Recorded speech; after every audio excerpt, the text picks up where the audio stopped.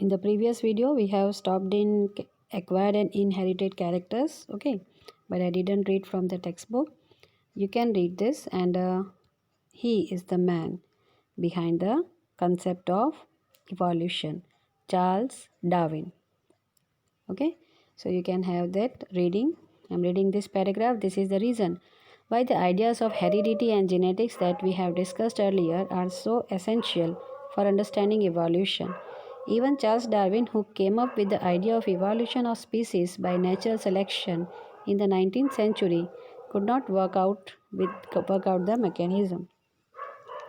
It is ironic that he could have done so if he had seen the significance of the experiments his Austrian contemporary Gregor Mendel was doing. But then Mendel too did not notice Darwin's work as relevant to his Origin Life of Earth. That's all you can read when you are reading that chapter. This topic is cut. You can put cross in this topic. This topic is there. Evolution and classification. Based on these principles, we can work out the evolutionary relationships of the species we see around us. It is a sort of going backwards in time. We can do this by identifying hierarchies of characteristics between species. In order to understand this process, let us think back to our discussion on the classification of organisms in class 9. Similarly, similarities among organisms will allow us to group them and then study the group. For this, which characteristics decide more fundamental differences among organisms and which one decide less basic differences? What is meant by characteristics anyway? Characteristics are details of appearance or behavior, in other words, a particular form or a particular function. That we have four limbs is thus a characteristics. That plants can do photosynthesis is also a characteristics. Some basic characteristics will be shared by most organisms. The cell is a basic unit of life in all organisms. The characteristics in the next level of classification would be shared by most but not all organisms. A basic characteristics of cell design that differs among different organisms is whether the cell has a nucleus. This all you have studied in ninth. Bacterial cells do not, while the cells of most other organisms do. Among organisms with nucleated cell, which one are unicellular and which one are multicellular. That property makes a very basic differences in the body design because of specialization of cell types and tissues. Among multicellular organisms, whether they can undertake photosynthesis or not will provide the next level of classification. This was one question. What are the class? How can we classify the living organism on the basis of what? And that time you all wrote in 9th standard answer whether it is eukaryotic or prokaryotic, whether unicellular or multicellular, or they whether they can prepare their own food or they are dependent on others. Okay, whether they are autotrophs or heterotrophs. These all they are explaining in this paragraph. Among the multicellular organisms that cannot do photosynthesis, whether the skeleton is inside the body or around the body wall, body will mark another fundamental design difference. We can see that even in these few questions that we have asked, a hierarchy is developing that allows us to make classification groups. The more characteristics two species will have in common, the more closely they are related. And the more closely they are related, the more recently they will have had a common ancestor. An example will help. A brother and a sister are closely related. They have common ancestor in the first generation before them, namely their parents. A girl and her first cousin are also related, but less than the girl and her brother. This is because cousins have common ancestors, their grandparents, in the second generation before them, not in the first one. We can now appreciate that classification of species is in fact a reflection of their evolutionary relationship. This can be asked as question, explain the last line.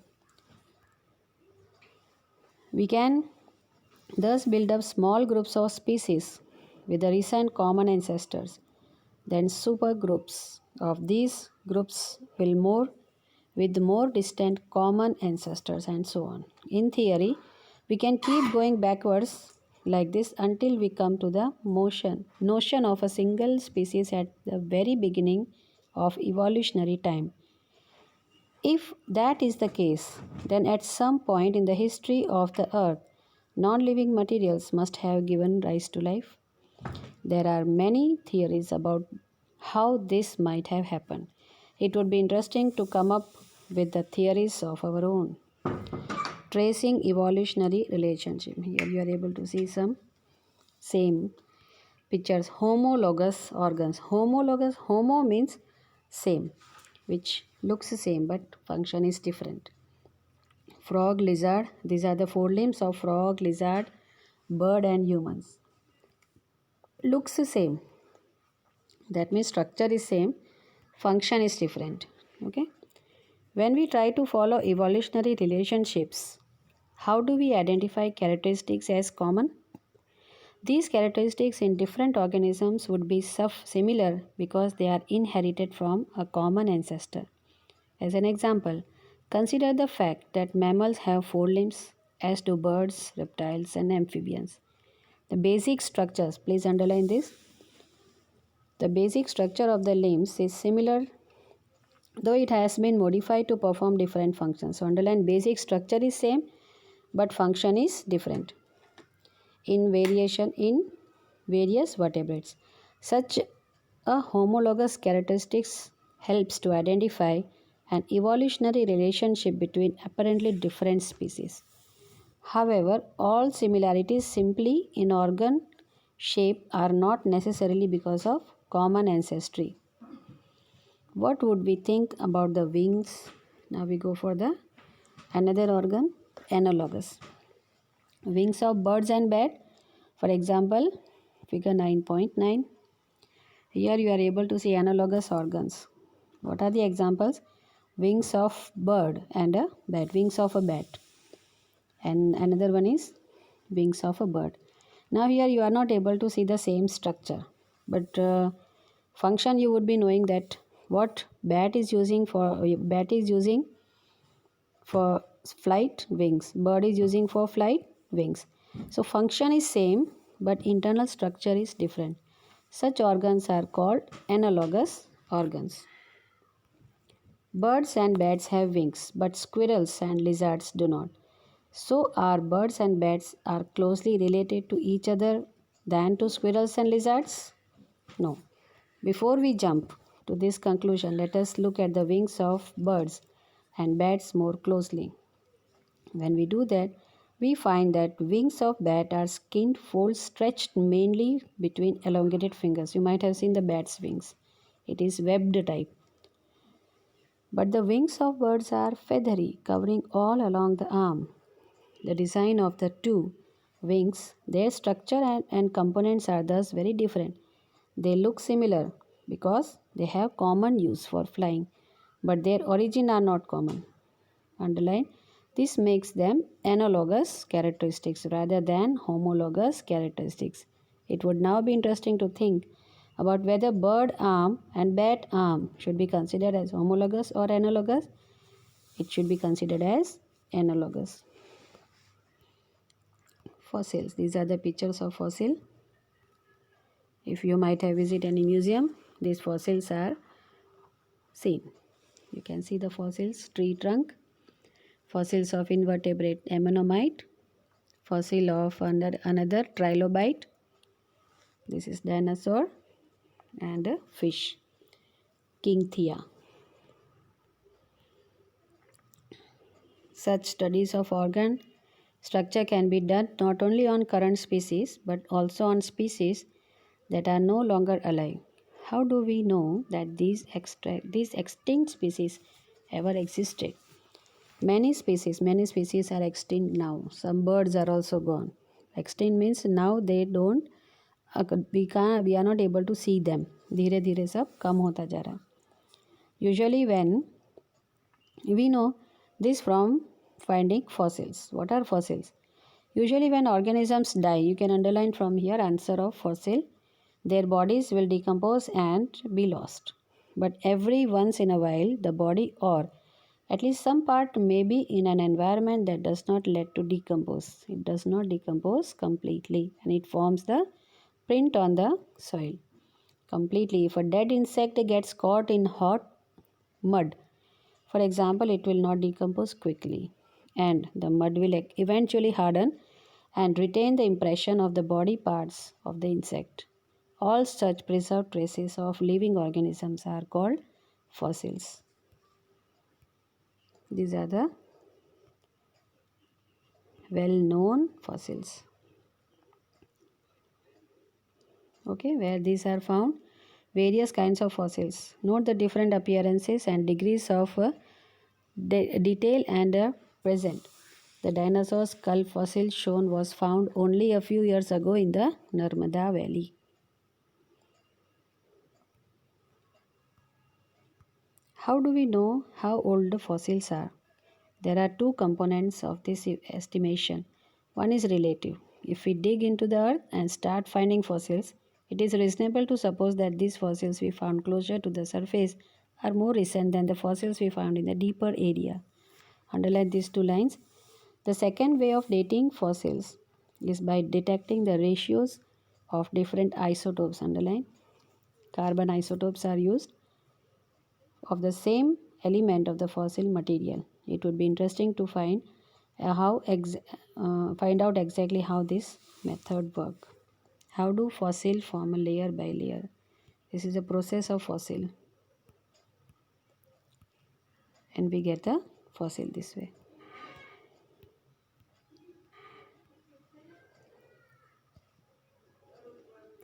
Evolution by stages. Next topic, evolution by stages. Stages, slowly the changes you will be able to see in the species. For example, if I take plant, then evolution you can observe after few years, after few generation. A question that arises here is, if complicated organs such as the eye are selected for the advantage they provide, how can they be generated by a single DNA change?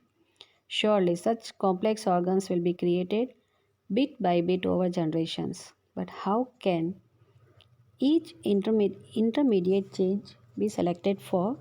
There are a number of possible explanations. Even an intermediate stage, such as a rudimentary eye, please underline, can be useful to some extent.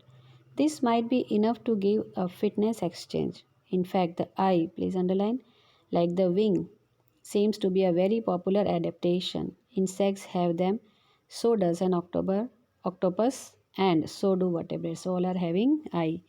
And the structure of eye in each of these organisms is different, enough for them to have separate evolutionary origin.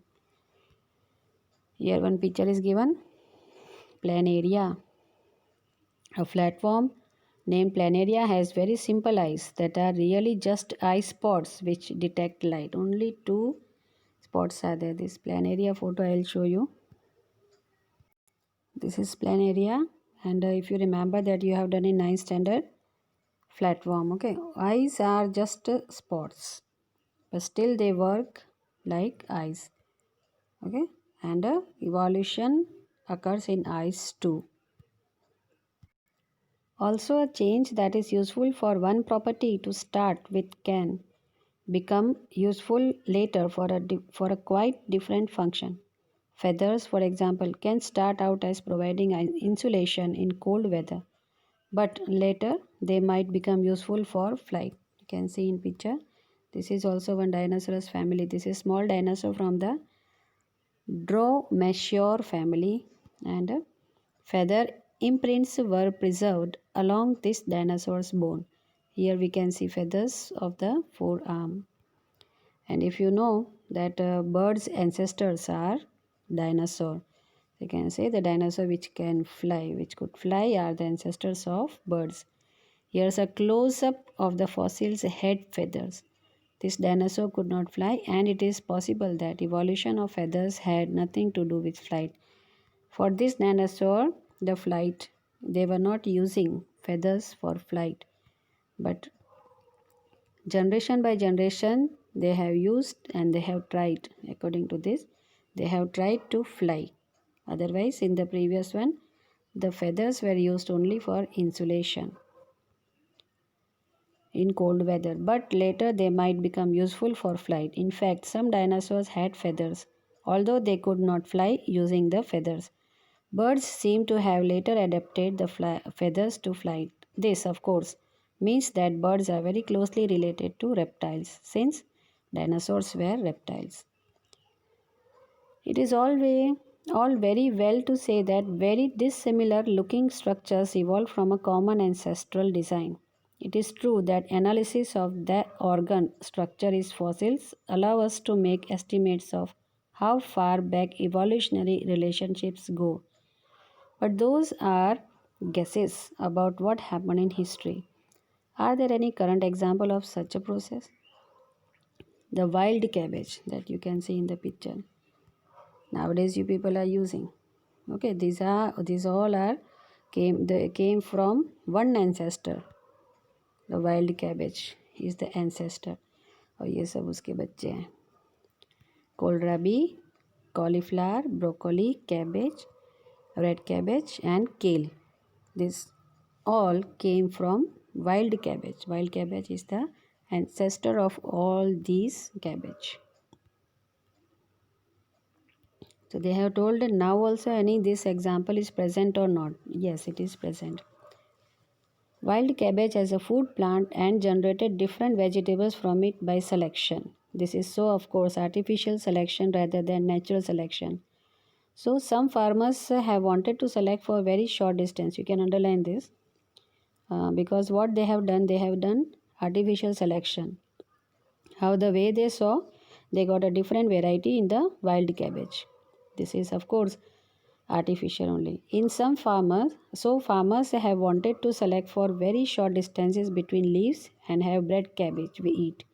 Some have wanted to select for arrested flower, will underline very short distance and cabbage. Some have wanted to select for arrested flower, underline arrested flower development and have bred broccoli. So this way they can ask broccoli is which one, arrested flower or very short distance flowers. Okay. And for sterile flowers, underline sterile flowers and have made cauliflower. Some have selected swollen part and come up with the kohlrabi. Full underline. Some have selected for swollen parts and come up with kohlrabi. Some have simply looked for slightly larger leaves and come up with a leafy vegetable called kale. Would we have thought that all these structures are descended from the same ancestor if we had not done it ourselves? No, we cannot make out. Okay, these are the pictures we are able to see. Another way of tracing evolutionary relationships depends on the original idea that we started with. That idea was that changes in DNA during reproduction are the basic events in evolution. If that is the case, then comparing the DNA of different species should give us a direct estimate of how much the DNA has changed during the formation of these species. This method is now extensively used to define evolutionary relationship. It's a molecular phylogeny, we say that.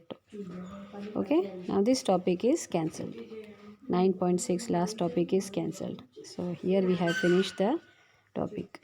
If you have doubt, you can ask me even in the live classes. Okay, bye bye.